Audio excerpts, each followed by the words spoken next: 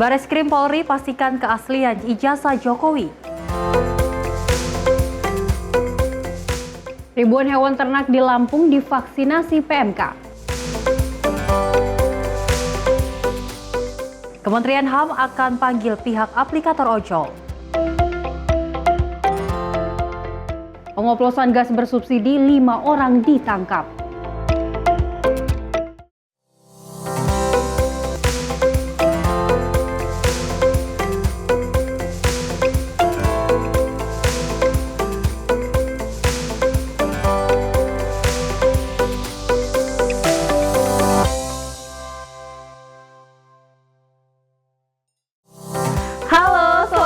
Pemirsa Simpo TV, tentu selain 4 informasi utama tadi Luis dan pemirsa, kami akan menghadirkan informasi terkait dengan agenda dari Presiden Prabowo Subianto. Selain itu pemirsa, kami berdua telah menyiapkan sejumlah informasi menarik lainnya tentunya seputar peristiwa bersama saya Luis Ayu. Dan saya Selis Regar, inilah Menyapa Pagi Simpo TV selengkapnya.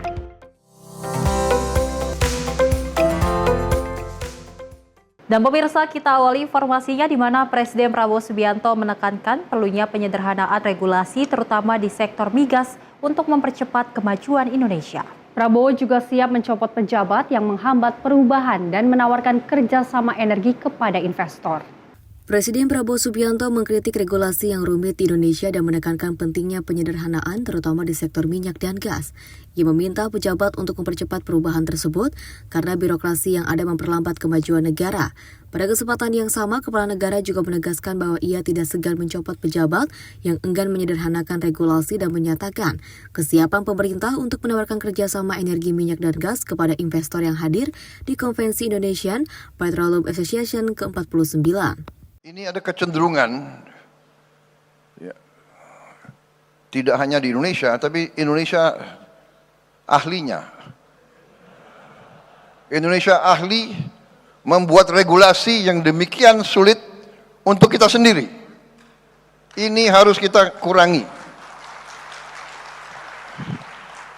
Pejabat yang tidak mau mensederhanakan regulasi akan saya ganti, akan saya copot.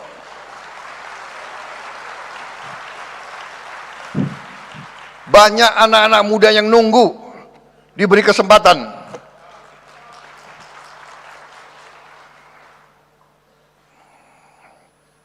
Saya minta dirubah budaya. Kalau bisa dibikin susah, kenapa dibikin gampang? Rubah cara berpikir seperti itu. Cara berpikir seperti itu tidak boleh lagi kita biarkan di republik kita yang kita cintai ini, saudara-saudara. Di bidang energi, garis kita juga sederhana. Kita mengerti bahwa potensi energi kita sangat-sangat besar. Tadi saya diberi laporan sekian puluh blok migas yang siap kita tawarkan secara besar-besaran. Saya minta badan-badan regulasi sederhanakan regulasi.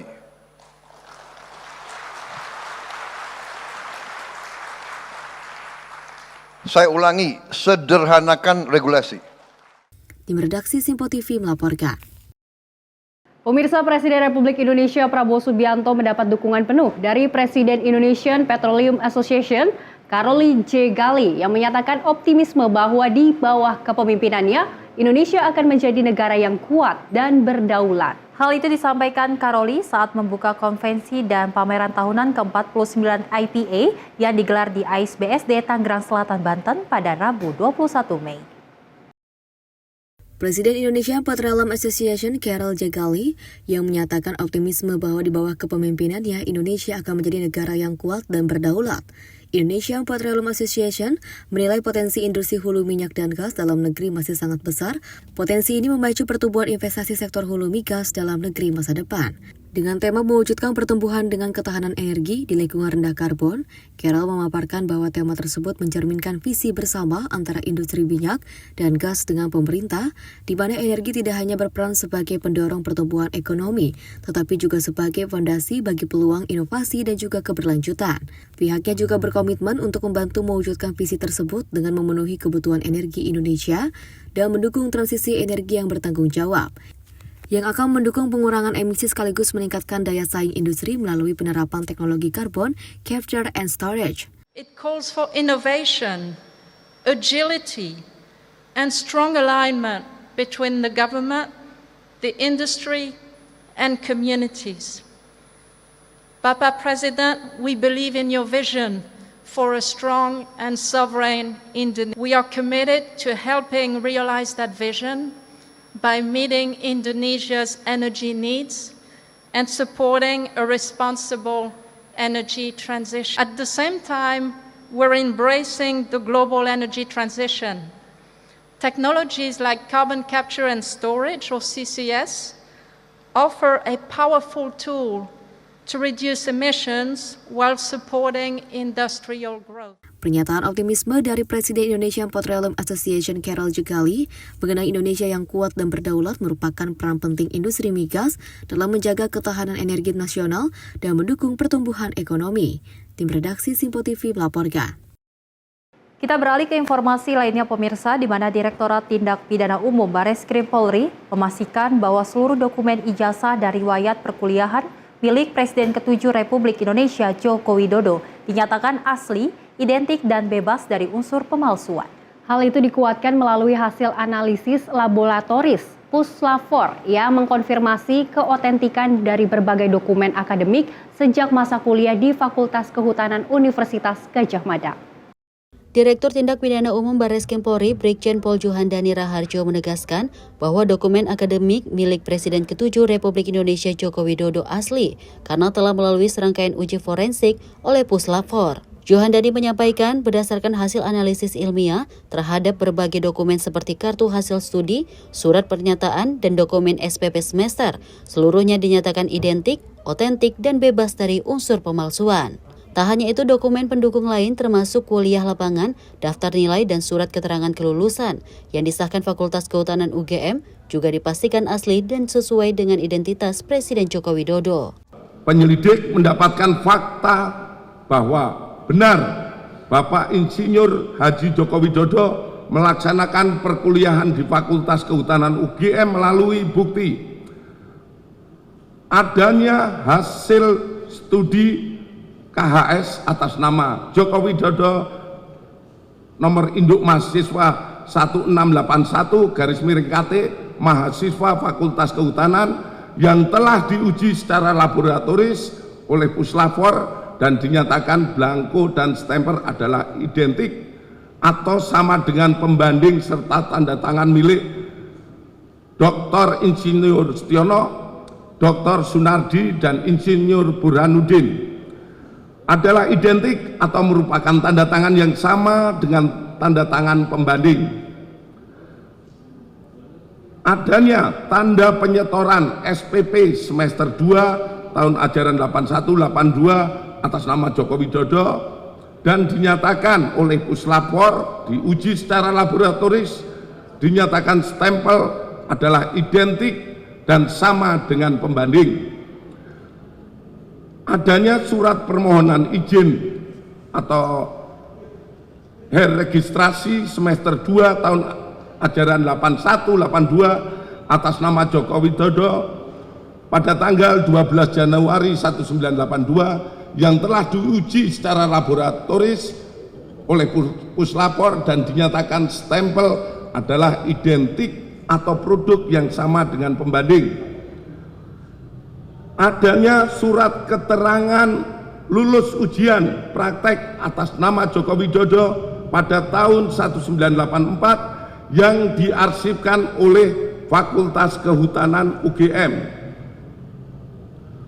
Kemudian adanya dokumen urian ujian dan praktek tingkat sarjana atas nama Joko Widodo nomor mahasiswa 1681/KT di dalam juga menjelaskan telah dilaksanakan pekerjaan praktek tingkat 1 sampai dengan skripsi meliputi 1. Kuliah lapangan 1 lama 1 hari di Banjarjo Ngawi pada tahun 1980. Kedua, kuliah lapangan lama 3 hari di Baturaden dan Cilacap pada tahun 1982. Ketiga, inventarisasi hutan lama 6 hari di Banjarjo tahun 1982. Keempat, praktek umum lama 2 bulan di Madiun, Cepu, dan Rembang pada tahun 1983. KKN lama 3 bulan di Kecamatan Wonosegoro, Kabupaten Boyolali pada tahun 1983. Nomor 6, problema kehutanan lama 3,5 bulan di Kota Madya Surakarta pada tahun 84 sampai dengan 1985. Kemudian adanya daftar nilai sarjana atas nama Joko Widodo nomor mahasiswa 1681 KT. Ketiga, penyelidik mendapatkan fakta bahwa benar Insinyur Haji Joko Widodo telah memenuhi syarat kelulusan sarjana di Fakultas Kehutanan UGM melalui bukti A. Adanya berita acara ujian atas nama Joko Widodo dengan nomor mahasiswa 1681 dengan ditandatangani oleh dosen penguji atas nama Dr. Insinyur Sumitro, Insinyur Sofyan, Insinyur P. Burhanuddin, dan telah diuji secara laboratoris oleh Puslapor dengan hasil identik dengan pembanding. Dari Jakarta, Jihan Nabila Mutia Anggiani, Sinpo TV melaporkan.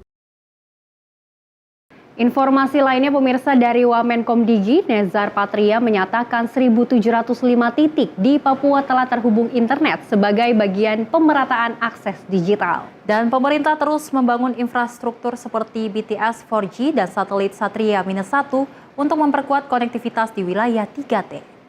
Usai meninjau akses internet gratis di Kampung Skosai, Distrik Muara Tami, Kota Jayapura, Papua, pada Rabu 21 Mei 2025.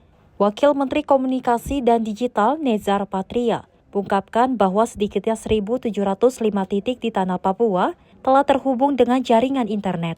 Menurutnya hal ini merupakan bagian dari upaya pemerintah untuk mewujudkan pemerataan akses digital di wilayah timur Indonesia, dan pembangunan akan terus dilakukan untuk memperluas jangkauan layanan telekomunikasi. Nezar menjelaskan konektivitas digital yang ada di Papua, termasuk melalui satelit, menunjukkan kinerja yang baik. Sejak 20 Oktober 2024 hingga 15 Mei 2025, koneksi tersebut telah dibangun secara konsisten. Dalam kunjungan kerjanya, Nezar juga meninjau fasilitas internet gratis di pos TNI AL yang disediakan oleh Bakti sebagai bagian dari program pemerataan layanan digital yang menjadi perhatian utama pemerintah. Dari 1.705 titik tersebut, sebanyak 351 lokasi telah terhubung dengan sinyal BTS 4G. Dengan rata-rata ketersediaan layanan mencapai 84,24% per 10 Mei 2025. Ini sejalan dengan arahan Presiden Prabowo Subianto untuk mempercepat pembangunan infrastruktur digital di 6 provinsi Papua. Pemerintah berkomitmen untuk memastikan setiap warga negara mendapatkan hak yang sama dalam mengakses konektivitas digital yang merata. Seperti kita saksikan hari ini di Papua, komitmen ini diwujudkan melalui satu proses transformasi digital untuk mendorong produktivitas dan pertumbuhan yang inklusif. Kabinet Merah Putih di bawah kepemimpinan Presiden Prabowo Subianto terus mendorong potensi Papua melalui pemerataan digitalisasi. Dan perlu kami sampaikan di sini, sejak 20 Oktober 2024 sampai dengan 15 Mei 2025 sudah tersambung 1.705 lokasi di 6 provinsi di tanah Papua melalui konektivitas digital dari Kementerian Komunikasi dan Digital. Dari angka 1.705 lokasi itu, 351 adalah desa ataupun lokasi yang kini terhubung dengan sinyal BTS 4G dengan rata-rata ketersediaan layanan mencapai 84,24% per 10 Mei 2025. Lalu kemudian ada 1.354 titik layanan publik yang mencakup sekolah, fasilitas kesehatan, kantor desa, rumah ibadah, termasuk pos-pos pertahanan, militer dan polisi, pasar, UMKM, dan juga sejumlah titik-titik penting untuk layanan publik.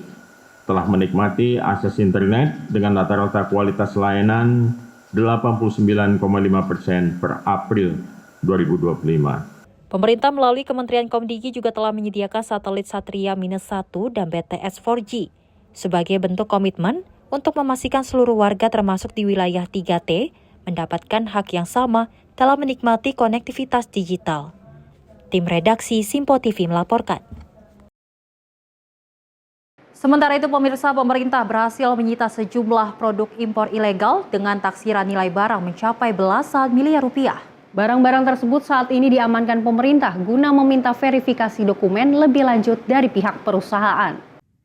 Kementerian Perdagangan resmi mengamankan produk impor ilegal asal Cina dengan total taksiran nilai barang sebesar 18,8 miliar rupiah dengan jumlah produk mencapai 1,6 juta unit di Kecamatan Cikupa, Kabupaten Tangerang, Provinsi Banten. Menteri Perdagangan Budi Santoso mengungkapkan, penindakan ini dilakukan usai pemantauan terhadap kegiatan promosi melalui media sosial TikTok.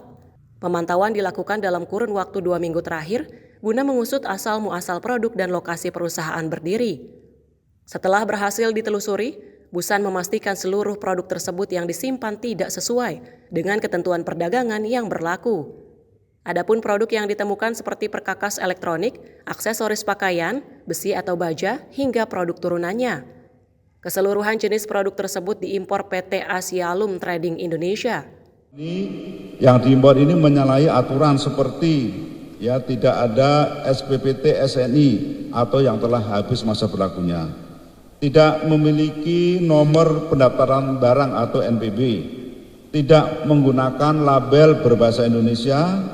Tidak memiliki manual atau kartu garansi, tidak memiliki nomor registrasi kesehatan, keselamatan, keamanan, dan lingkungan atau K3L, dan mengimpor barang yang dilarang, artinya tidak boleh diimpor tapi diimpor, serta tidak mempunyai dokumen importasi barang. Usai pengungkapan ini dilakukan, Kemendak meminta pihak perusahaan yang bersangkutan untuk memenuhi sejumlah verifikasi dokumen produk guna membuktikan legalitasnya. Dari Banten, Max Azizul Hakim, Tim Liputan Sinpo TV. Beralih ke informasi lainnya, pemirsa, Komisi 6 DPR RI memuji kinerja Kementerian Perdagangan dalam menindak produk impor ilegal beberapa waktu terakhir. Kehadiran produk impor ilegal sangat mempengaruhi daya saing produk lokal, terlebih mengurangi perekonomian tanah air. Anggota Komisi 6 DPR RI Darmadi Durianto memuji upaya penegakan hukum yang dilakukan Kementerian Perdagangan dalam keberadaan produk impor ilegal beberapa waktu terakhir cukup banyak. Darmadi juga membeberkan bahwa kehadiran produk impor ilegal ini sangat mempengaruhi daya saing produk lokal, terlebih mengurangi perekonomian tanah air. Dirinya menyoroti Kementerian Perdagangan sebagai mitra di Komisi 6 DPR RI dapat berkolaborasi terus dalam menjaga ekosistem perdagangan dalam negeri di Indonesia. Dan saya lihat Kementerian Perdagangan dalam beberapa tahun atau bulan terakhir ini sudah intensif sekali melakukan pengawasan terhadap barang-barang ilegal seperti kayak gini. Nah, harapan saya ini jangan kendor Pak Menteri, ya, terus ya naikkan, karena industri juga sekarang kan sudah lagi masalah, ya, PMI-nya sudah turun ke 46,7, ya, turun angka yang cukup besar, dan pertumbuhan ekonomi juga terganggu dan sebagainya. Nah, ini nggak boleh terjadi. Penerimaan pajak juga ya belum optimal, belum maksimal. Nah, ini kan barang-barang kebanyakan tidak bayar pajak Pak, tidak masuk kas negara. Nah, ini tentu sangat merugikan bagi negara begitu. Nah, jadi itu kira-kira dari Komisi 6. Terima kasih Pak. DPR RI berharap Kementerian Perdagangan mampu maksimal dalam memberantas kehadiran produk impor ilegal yang tidak sesuai dengan peraturan saat ini. Dari Banten, Max, juru kamera Azizul Hakim, Tim Liputan Simpo TV. Dan pemirsa, informasi lainnya akan kami hadirkan usai jeda, tetap di Menyapa Pagi Simpo TV.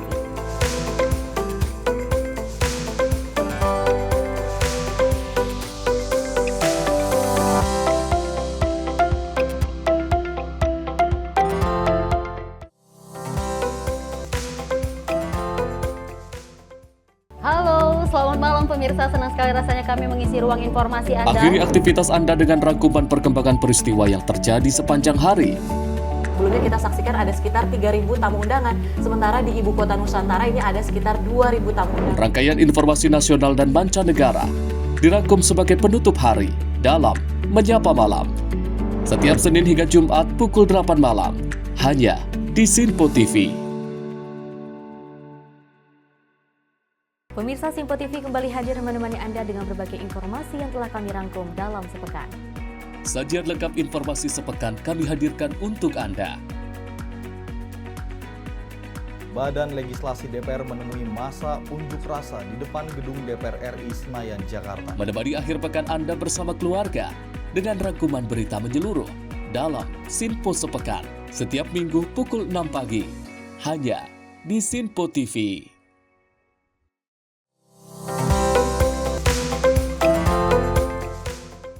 Terima kasih pemirsa, Anda masih tetap bersama kami di Menyapa Pagi dan informasi kami lanjutkan.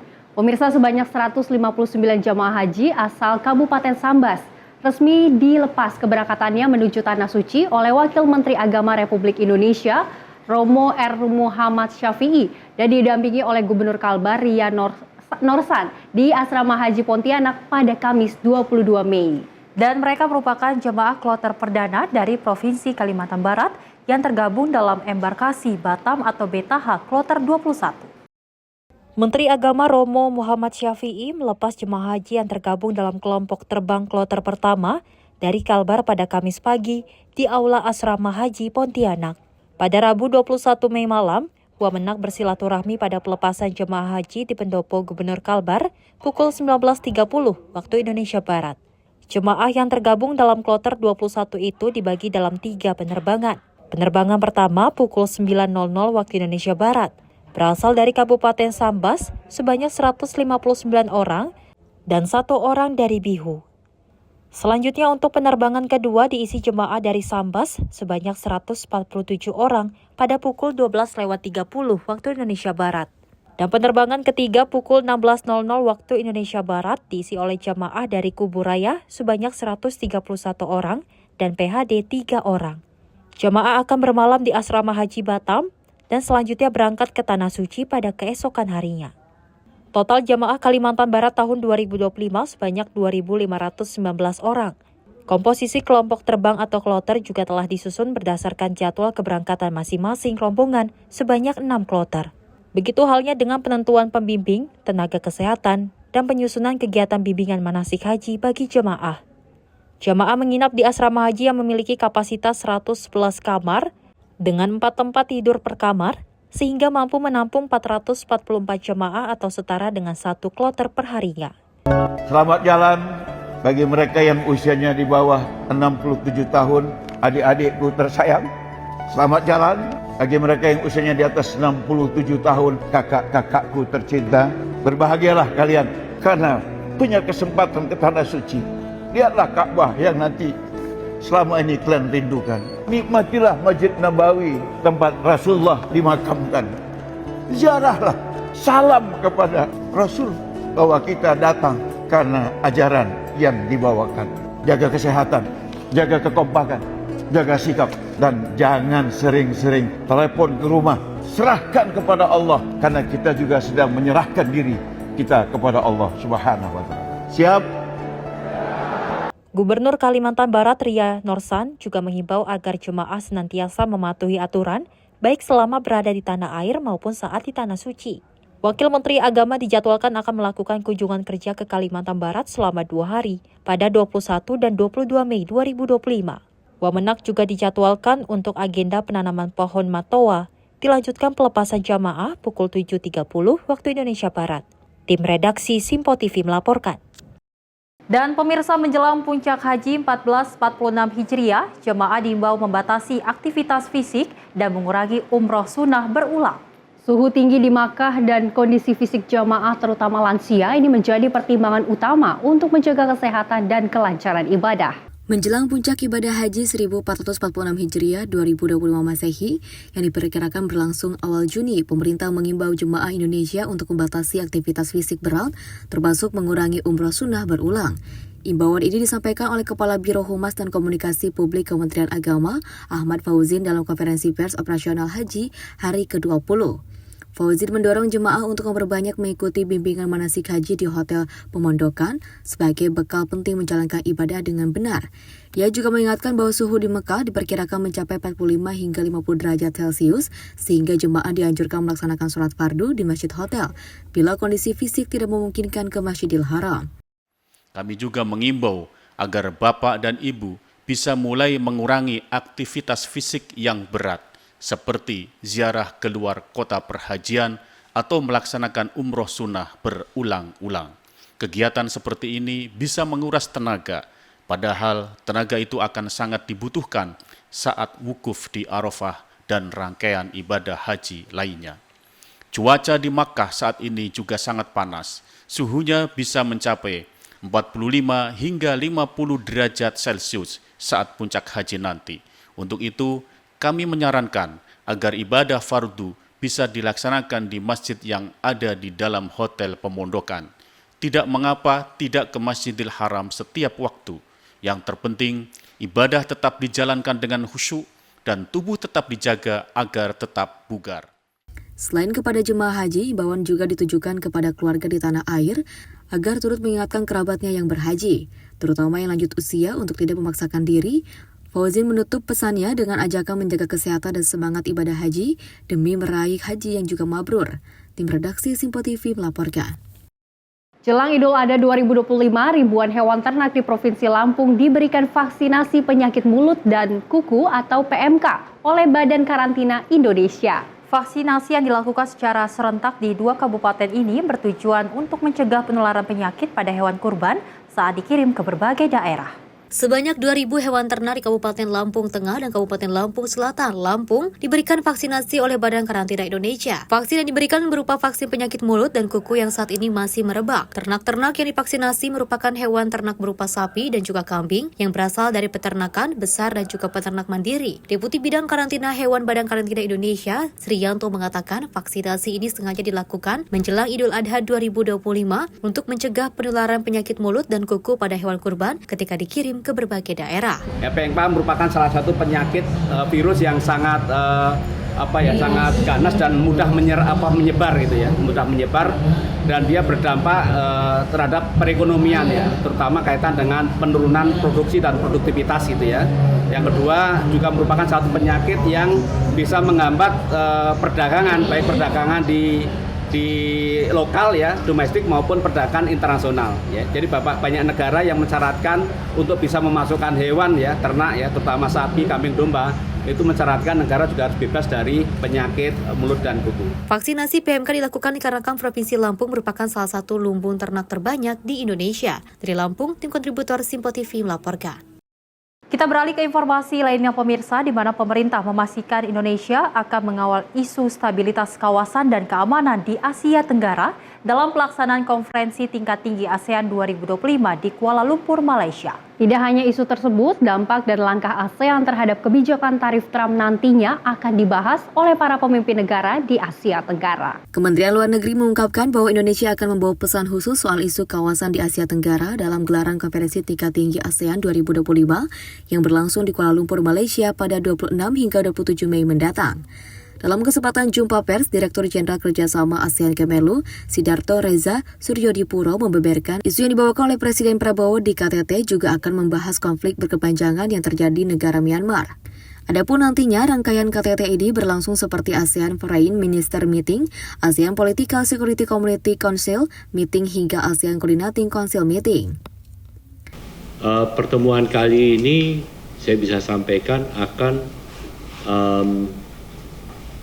menanggapi situasi dunia saat ini, dunia dan kawasan, yang persaingan geopolitiknya itu semakin intens.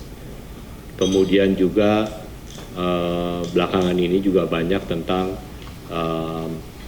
katakanlah persaingan ekonomi atau geoekonomi. Jadi para ASEAN leaders itu termasuk Bapak Presiden akan mengadres isu-isu tersebut. Di samping juga isu lain seperti di ASEAN adalah masalah Myanmar. Kemudian juga isu yang mendesak adalah kenaikan kejahatan lintas batas. Jadi itu adalah masalah-masalah besar yang akan dibahas oleh para pemimpin ASEAN. Termasuk yang terkini, yang sangat mendesak adalah masalah ekonomi. Presiden Prabowo direncanakan akan hadir dalam gelaran konferensi tingkat tinggi ke-46 di Kuala Lumpur. Dari Jakarta, Max Juru Kamera Azul Hakim, Tim Liputan Simpo TV melaporkan.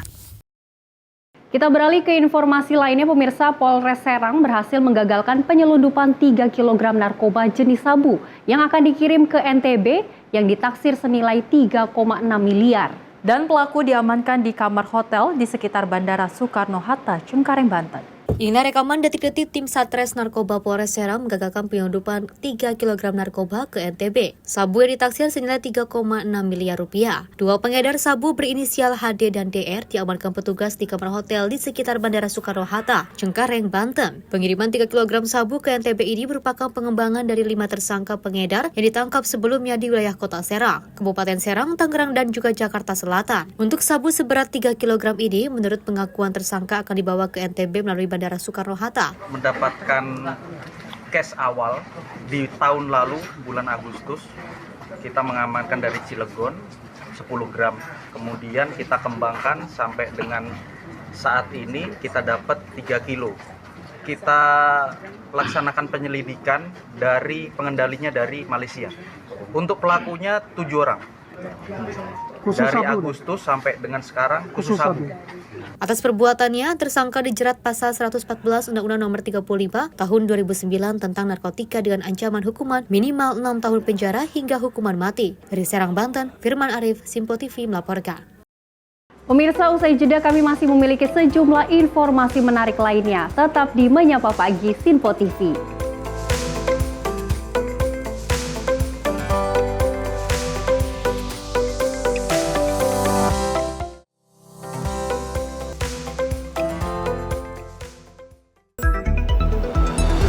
Jadilah yang pertama mengetahui perkembangan terkini seputar informasi dari lembaga parlemen. Punya data nasional, tidak ada satupun backup berarti kan? Tiba-tiba ada putusan yang nggak masuk akal dan seperti ini gitu loh. Kita biarkan rekomendasi kepada KPK, periksa!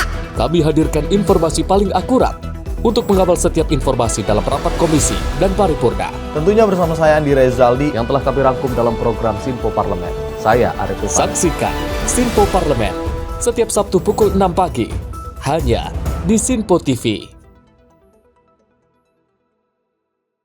Halo pemirsa, kami kembali hadir dengan sejumlah informasi yang kami himpun dari berbagai penjuru dunia. Rangkaian informasi yang membuat akhir pekan Anda begitu bermakna. Sebuah kelompok di Afrika Selatan memberikan layanan pertunjukan film dengan tenaga surya. Berita yang menjadi sorotan media dari dalam dan luar negeri kami hadirkan untuk menemani pekan Anda dalam Simpo Dunia Sepekan, Sabtu dan Minggu pukul 9 pagi, hanya di Simpo TV.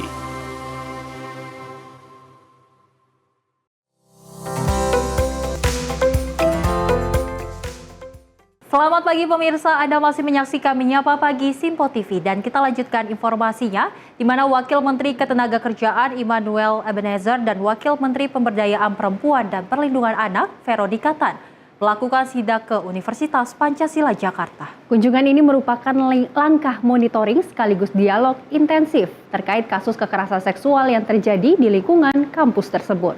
Wakil Menteri Ketenagakerjaan Immanuel Ebenezer dan Wakil Menteri Pemberdayaan Perempuan dan Perlindungan Anak Veronica Tan melakukan inspeksi mendadak di Universitas Pancasila pada Rabu 21 Mei 2025. Inspeksi mendadak itu untuk memonitor penanganan kasus dugaan pelecehan seksual yang dilakukan oleh ex-rektor Universitas Pancasila, Edi Todhendratno. Dalam kesempatan itu, kedua wakil menteri itu melakukan audiensi dengan Yayasan Pendidikan dan Pembina Universitas Pancasila dan turut dihadiri salah seorang korban pelecehan seksual yakni RZ. Wamenaker Noel menegaskan komitmennya untuk melawan predator seksual, terlebih peristiwa itu terjadi di dalam kampus. Sebagai kementerian, dua kementerian ya, Kementerian Perlindungan Perempuan dan Anak dan saya Kementerian Tenaga Kerja, karena kita melihatnya ini sudah sangat-sangat memprihatinkan lah. Sebetulnya Pancasila ini akan menjadi pelopor lah kalau seandainya kita punya komitmen per hari ini untuk melawan yang namanya predator seksual.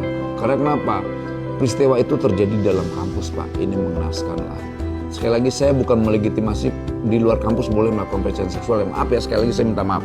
Saya mohon maaf sekali. Tidak dalam kapasitas itu, tapi kita melihat bahwa kampus ini simbol moral, melahirkan para intelektual. Justru peristiwa itu terjadi di kampus. Tapi sekali lagi kita berharap ada solusi, Bu ya. Kejadian itu, peristiwa itu memang sangat tidak mengenakan.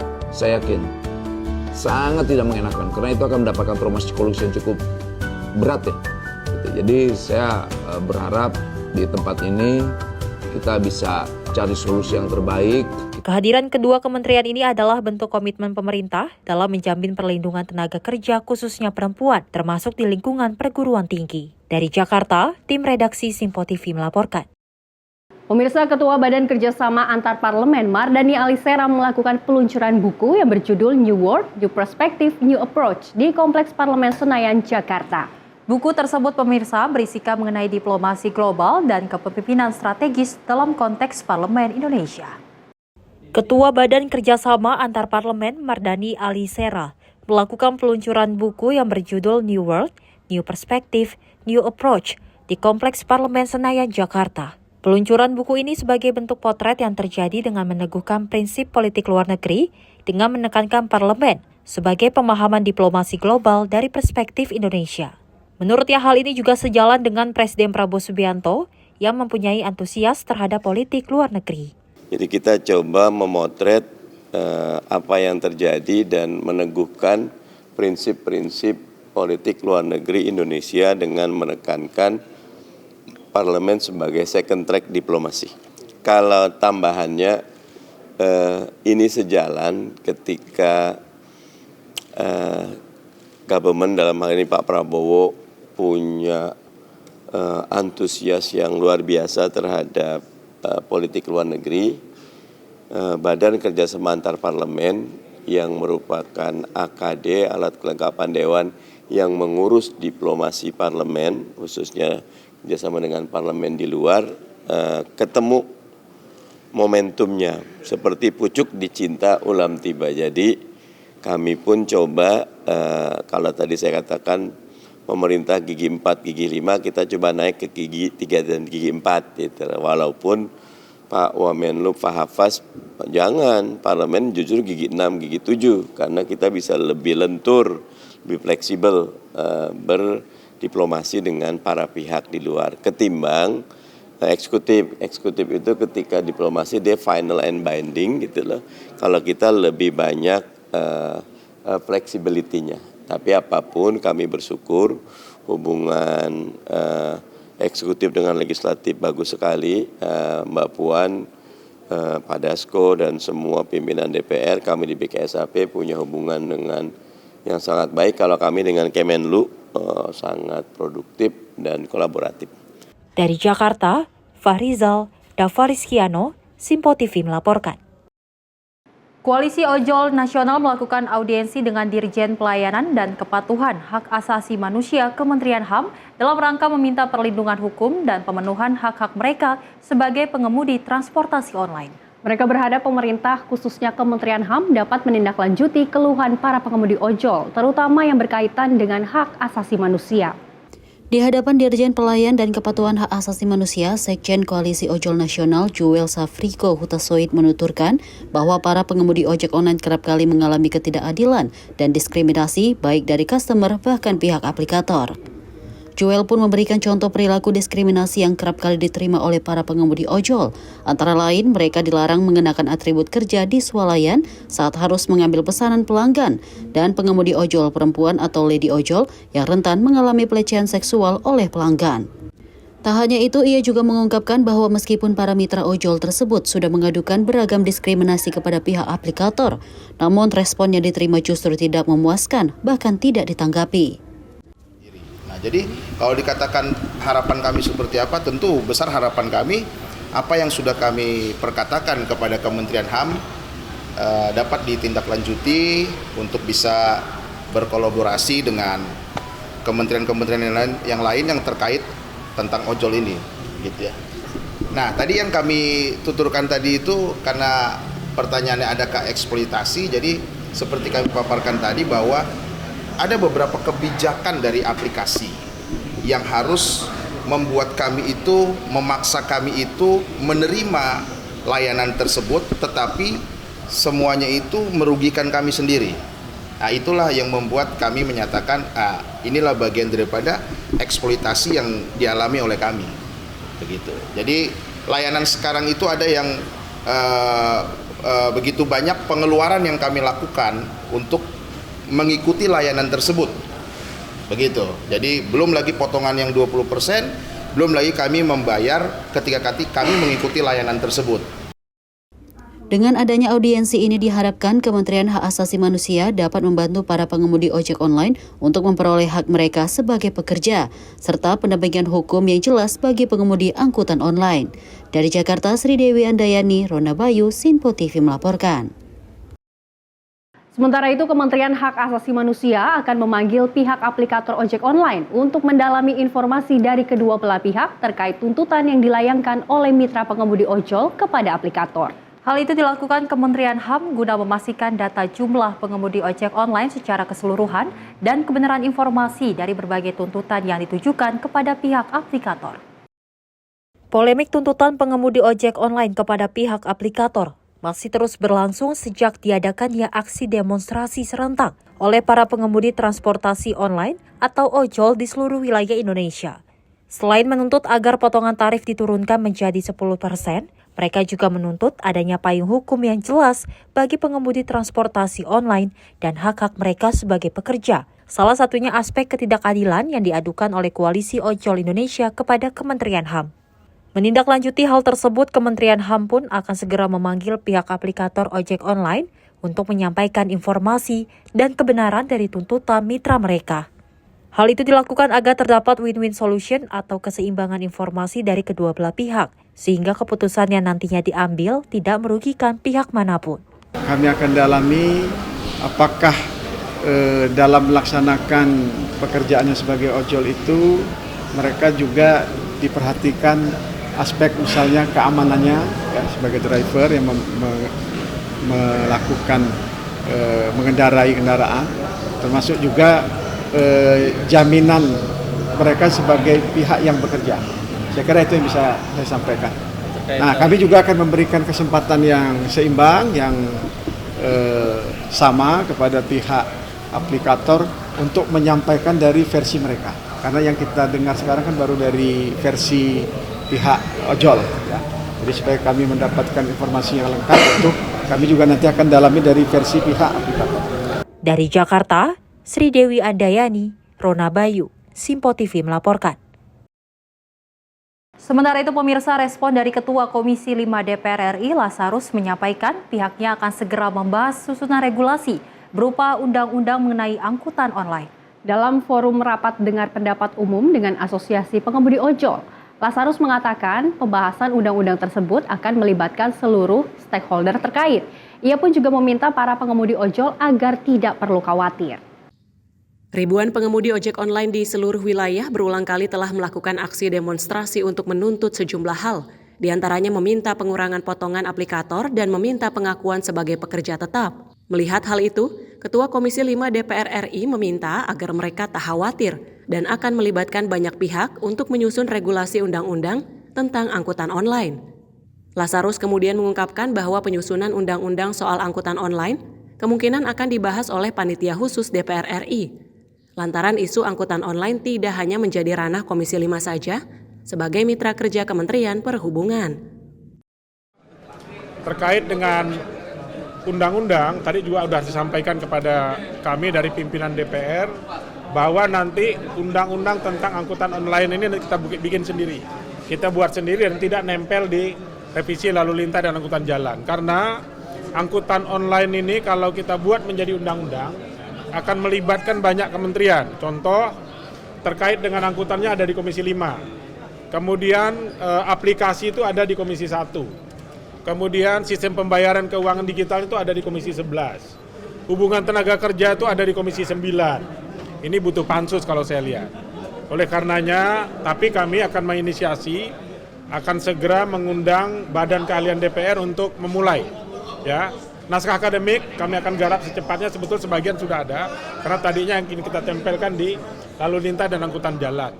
Dari Jakarta, Sri Dewi Andayani, Rona Bayu, Sinpo TV melaporkan.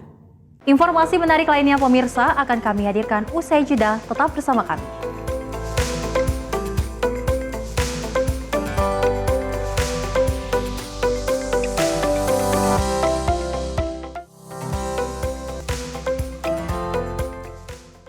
Kami hadir dengan rangkaian informasi dari berbagai penjuru dunia.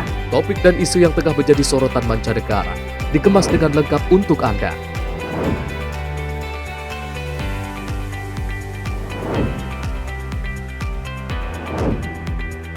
Peristiwa penting yang terjadi dari berbagai belahan dunia kini hadir dalam Sinpo Dunia setiap Senin hingga Jumat pukul 7:30 malam hanya di Sinpo TV. Halo, selamat pagi pemirsa Sinpo TV. Selamat pagi Andi. Selamat pagi Ves. Beragam informasi terbaru hadir menemani Anda sebelum memulai hari. Itu memang dari Menteri Perhubungan juga mendukung, Betul. dari Menteri Keuangan juga mendukung, dan kita sebagai masyarakat pun juga Harus mendukung. Mengangkat isu yang tengah menjadi pembicaraan paling hangat. Semarakan pagi Anda bersama Menyapa Pagi. Setiap Senin hingga Jumat pukul 6 pagi hanya di Sinpo TV.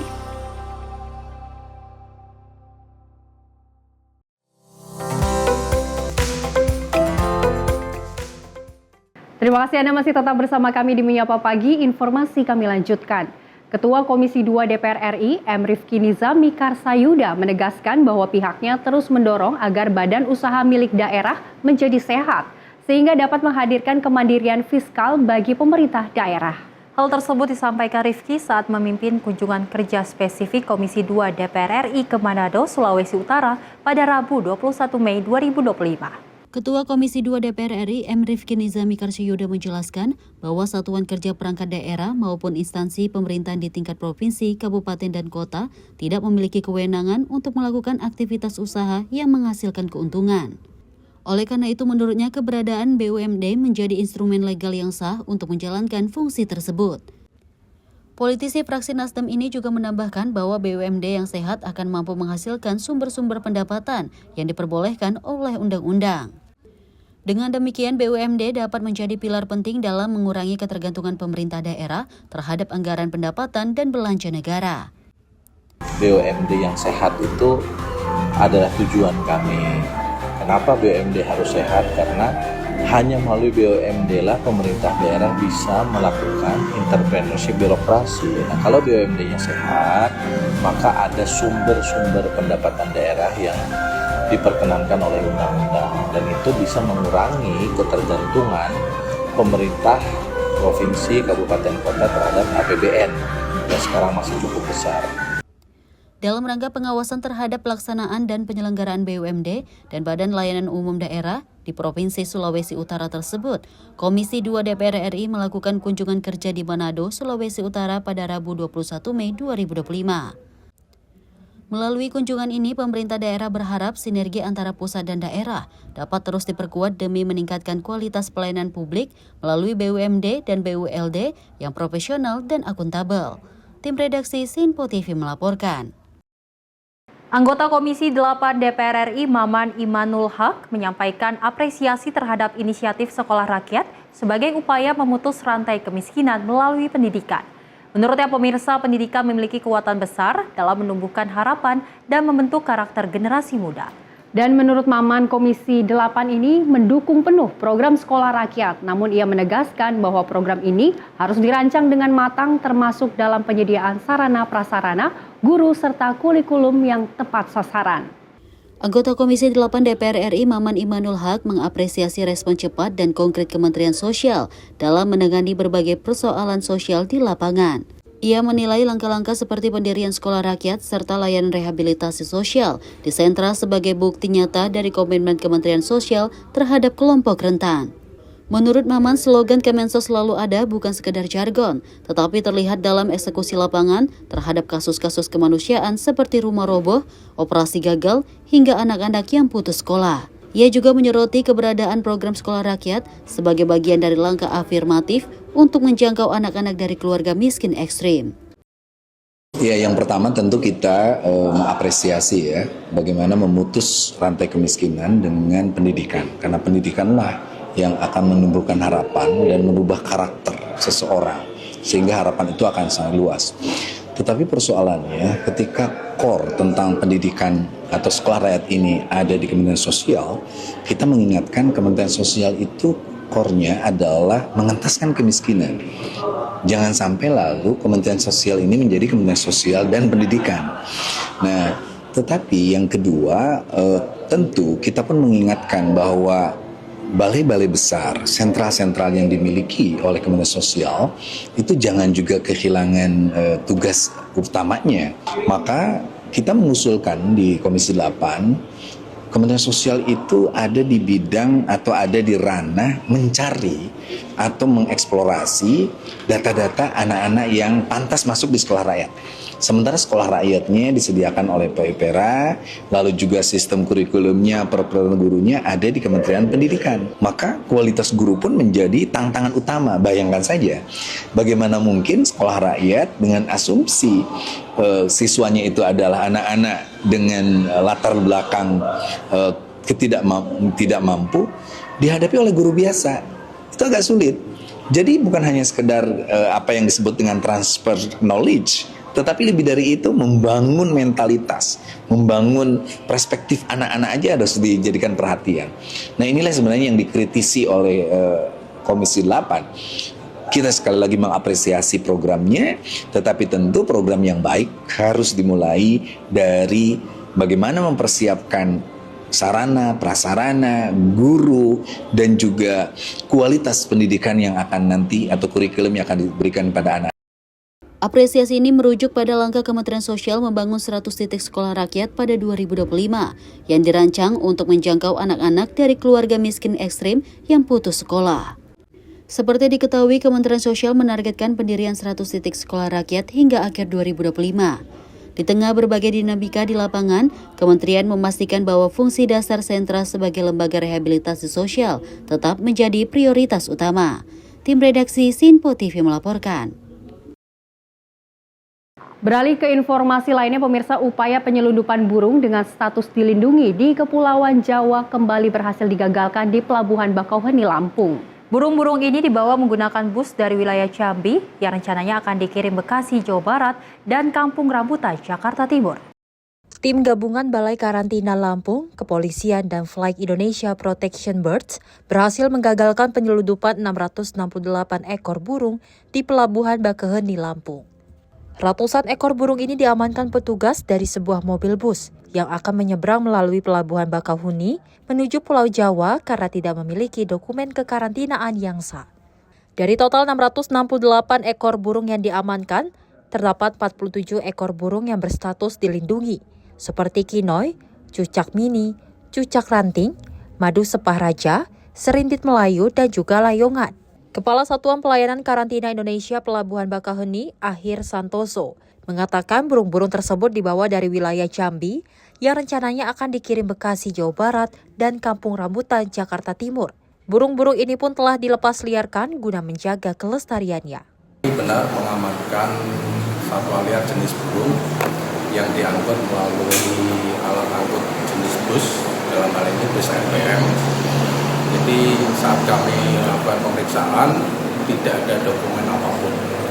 Kemudian saat kami lakukan pemeriksaan dan identifikasi terdapat 668 ekor burung. Dari jumlah itu 47 ekor yang dilindungi. Modusnya informasi dari Suplai dan Kenet ini paket yang dititipkan di jalan di suatu lokasi di Jambi dan akan dikirim ke Bekasi. Tim redaksi Simpo TV melaporkan. Pemirsa, di Tipiter Bareskrim Polri menggerebek 2 lokasi pengoplosan gas bersubsidi di Jakarta Utara dan Jakarta Timur. Dari operasi ini, pemirsa, polisi menyita ratusan tabung gas bersubsidi, peralatan penyuntikan, hingga mengamankan 5 orang tersangka. Di Tipiter, Bareskrim Polri melakukan penyelidikan di 2 lokasi terpisah yang diduga menjadi tempat penyalahgunaan gas subsidi. Hal itu disampaikan di Tipiter Bareskrim Polri Brigjen Pol Nudung Syafudin dalam konferensi pers Kamis 22 Mei 2025. Nunung menyampaikan dari TKP Geluran Papanggo Tanjung Priok, Jakarta Utara, penyidik mendapati aktivitas penyuntikan isi gas dari tabung LPG 3 kg bersubsidi ke tabung 12 kg non-subsidi.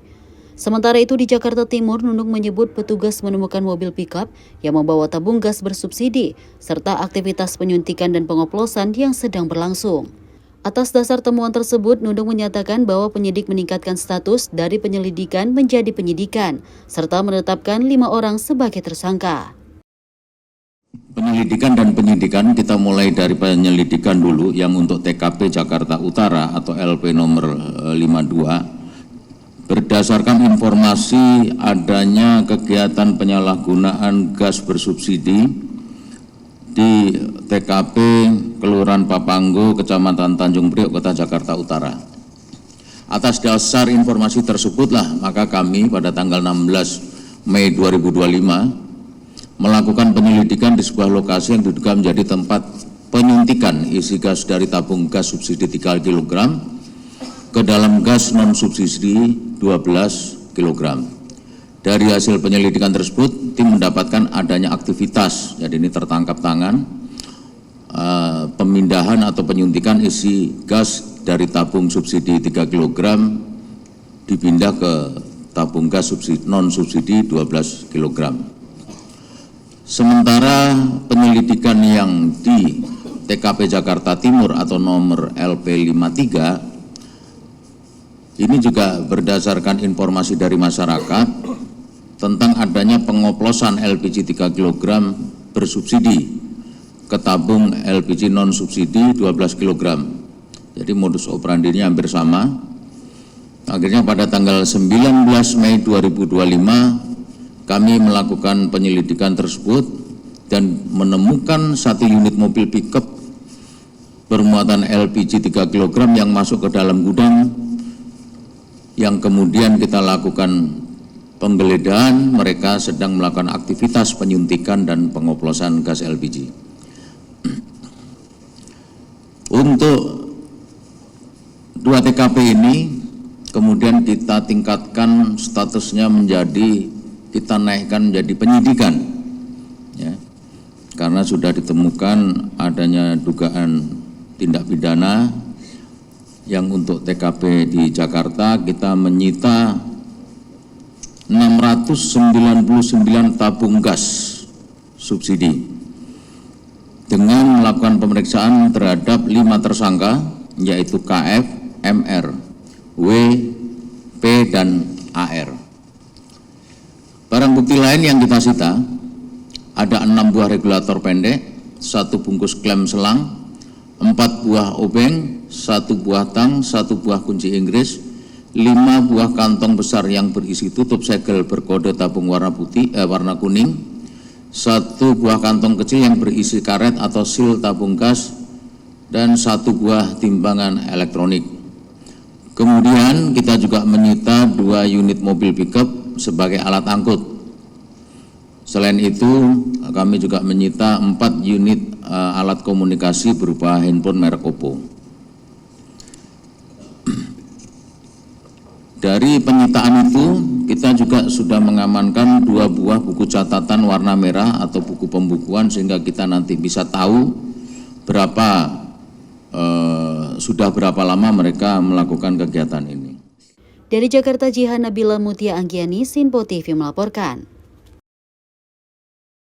Informasi tadi pemirsa sebagai penutup jumpa kita kali ini dalam Menyapa Pagi Simpo TV. Dan saya Selis Regar. Saya Luis Ayu mewakili kerabat kerja yang bertugas hari ini. Terima kasih atas kebersamaan Anda. Sampai jumpa.